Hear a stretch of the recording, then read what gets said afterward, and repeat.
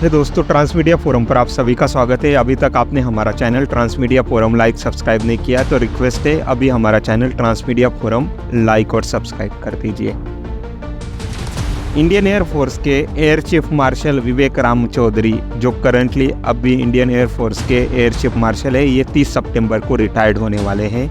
उनसे पहले ही government of India ने जो है नए आने वाले 28वें नंबर के एयर चीफ मार्शल का नाम डिक्लेयर कर दिया है। अब ये जो एयर चीफ मार्शल है, इनका नाम है अमरप्रीत सिंह। करंटली अमरप्रीत सिंह जो है vice chief of air staff इस पोस्ट पर अपनी सर्विस दे रहे हैं। 30 सितंबर को वो इंडियन एयर फोर्स के चीफ हो जाएंगे। 1,70,000 की एक्टिव पर्सन्स की इंडियन एयर फोर्स की पूरी फोर्स है, इसको वो हैंडल करने वाले हैं, कमांड करने वाले हैं। उनके बारे में थोड़ा जान लेते हैं। 30 सितंबर से वो इंडियन एयर फोर्स की कमांड अपने हाथ में लेने वाले हैं और इंडिया के 28वें नंबर के एयर चीफ मार्शल बनने वाले हैं। तो अमरप्रीत सिंह का 1964 में जन्म हुआ है और 1984 में उन्होंने AIF इंडियन एयर फोर्स को ज्वाइन किया है। 40 साल का लंबा करियर उनका इंडियन एयर फोर्स में है।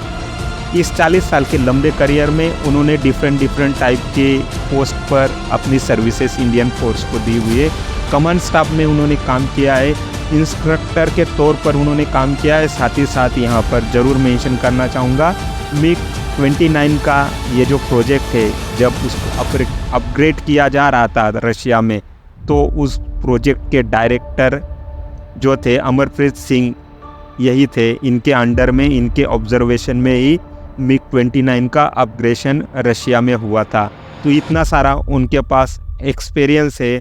5000 आवर्स का उनको फ्लाइंग एक्सपीरियंस है। वो एक पायलट भी है, जो कि तेजस को उन्होंने बहुत ही ज़्यादा फ्लाइंग किया हुआ है, तो तेजस का उनको बहुत ही उम्दा एक्सपीरियंस है। साथ ही साथ इंडिया में जितनी इंडियन एयर फोर्स के पास जितने भी फाइटर जेट है, सब पर उन्होंने अपनी सर्विसेज दी हुई है। तो उनको 5000 आवर्स का अच्छा खासा फ्लाइंग एक्सपीरियंस है, जो कि बहुत ही उम्दा और बहुत ही उनके कैरियर में एक टाइप से कह सकते हैं कि एडिशनल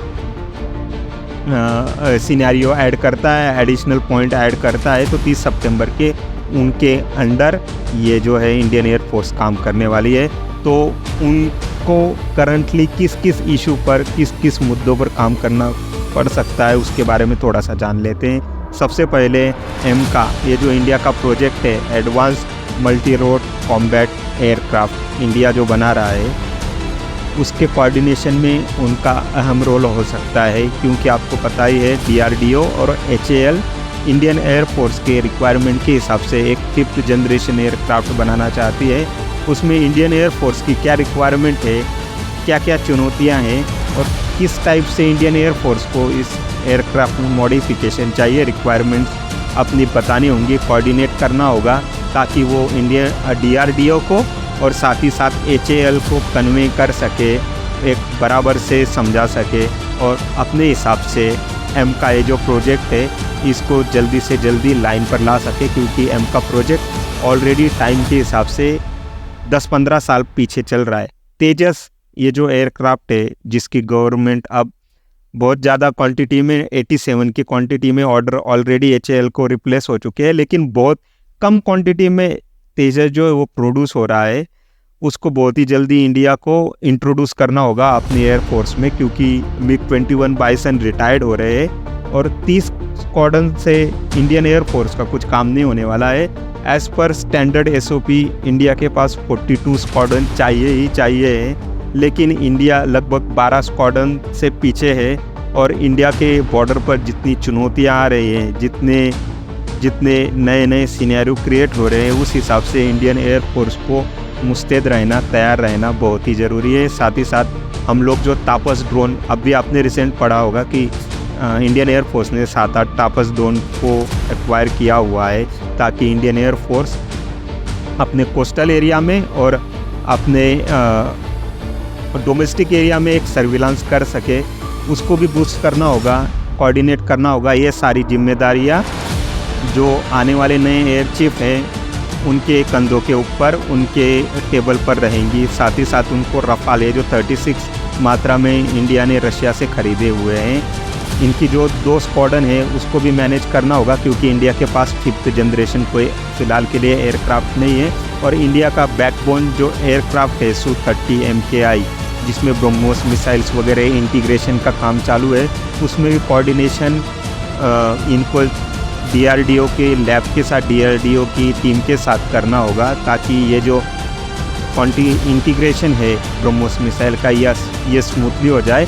और Su-30 MKI के जो रिप्लेसमेंट के ऑर्डर अभी रिसेंटली गवर्नमेंट ने प्लेस की हुई है, वो भी बराबर ढंग से और टाइमली Su-30 MKI के इंजन्स जो है वो रिप्लेस हो जाए। अगर आपने हमारा चैनल ट्रांसमीडिया फोरम अभी तक लाइक और सब्सक्राइब नहीं किया है, तो आपको रिक्वेस्ट है अभी हमारा चैनल ट्रांसमीडिया फोरम लाइक और सब्सक्राइब कर दीजिए। तो इंडिया के पास इंडियन एयरफोर्स को कौन कौन सी चुनौतियाँ आ सकती है उसके बारे में सबसे पहले देख लेते हैं। सबसे बड़ी और सबसे खतरनाक चुनौती इंडिया के पास चाइना की है। आपको पता ही होगा, तिब्बत बॉर्डर पर, हिमालय पर चाइना इंडिया के लिए पिछले 4-5 साल से सिरदर्द बना हुआ है। जब से गलवान में इंडिया और चाइना के क्लैशेस हुए हैं, तब से हमने देखा है कि चाइना ने बहुत ही ज़्यादा मात्रा में अपनी मिलिट्री पर्सन्स जो है वो लद्दाख एरिया से लेके अरुणाचल तक वहाँ पर जमा के रखी हुई है अपनी फोर्स। अब खबर ये भी सामने निकल के आ रही है कि चाइना ने अपना J-20 चांगडू J-20, जिसको हम माइटी ड्रैगन के भी नाम से जानते हैं, 5th जनरेशन एयरक्राफ्ट है, चाइना के पास 250 की क्वांटिटी में ये अवेलेबल है। इसको उसने तिब्बत के पास ला के रखा हुआ है, ताकि वो ज़रूरत पड़ने पर इंडिया के अगेंस्ट ये 5th जनरेशन एयरक्राफ्ट यूज़ कर सके। J-10 एयरक्राफ्ट भी चाइना के पास अवेलेबल है। खबरें सुनाई देती है POK में कभी कभी J-10 सर्विलांस करते हुए दिखाई देता है। J-35 ये 5th जनरेशन एयरक्राफ्ट चाइना अभी फ़िलहाल बना रहा है, उसके बारे में डिटेल जानकारी नहीं है, लेकिन एयरक्राफ्ट के ऊपर डेक से फ्लाइंग करने के लिए और ओशियन सुपीरियरिटी के लिए ये एक जेट चाइना बना रहा है, फाइटर जेट चाइना बना रहा है, ताकि वो पैसिफिक ओशन और इंडियन ओशन में अपना दबदबा बना सके, अपनी वहाँ पर डोमिनेंस क्रिएट कर सके। साथ ही साथ चाइना पाकिस्तान के कंधे पर भी एक टाइप से डिपेंड है। पाकिस्तान को उसने 250 की क्वांटिटी में JF-17 थंडर दिए हुए हैं, जो कि पाकिस्तान एयरफोर्स की बैकबोन बने हुए हैं। साथ ही साथ पाकिस्तान के पास F-16 75 की मात्रा में अवेलेबल है। उसमें से कितने ऑपरेशनल है उसके बारे में अभी हमको डाउट है, क्योंकि उसमें से बहुत सारे जो फाइटर जेट है वो स्टेशनरी हो चुके हैं, ऑन ग्राउंड है, क्योंकि उसके स्पेयर पार्ट का इशू है।